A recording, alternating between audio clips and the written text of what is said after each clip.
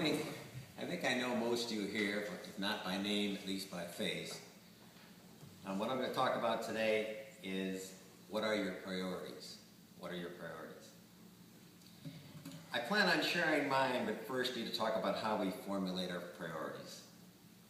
I think our priorities and how we view the world are based to a large extent on our life experiences. Therefore, I must first start by sharing a snapshot of my life experiences and lessons learned. I think many of you may have had similar experiences.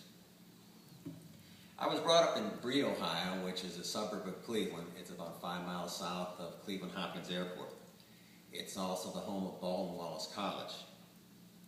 I went to Brea High School. I was involved in a number of activities there, wrestling, track, and band. I also was a member of St. Thomas Episcopal Church. That was my first experience with church, and I really enjoyed being involved in service, and I was a lay reader and acolyte there. My mother was a secretary at an appliance repair store, and my dad owned a small office supply store. I was very fortunate growing up. My parents were very supportive. Money was tight, but had a little impact on the way I viewed my childhood.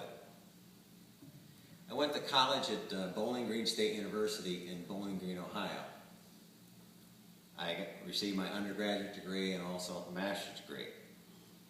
I paid for most of my college through summer jobs, something unfortunately our young people can't do today based on the cost of college.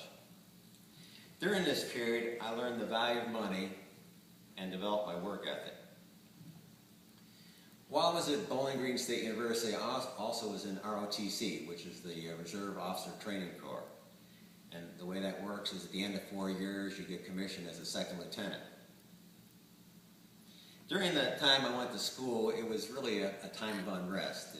There was the Vietnam War going on, and there were a lot of demonstrations, and I guess I look back and I see all of my signs on campus where basically love not war and a lot of peace signs.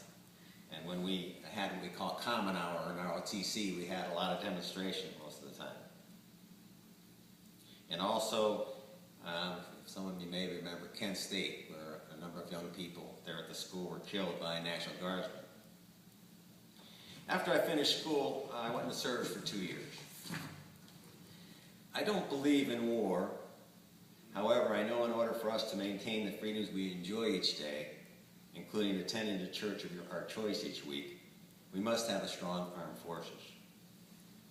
With that being said, I'd like to recognize anyone that served in the armed forces by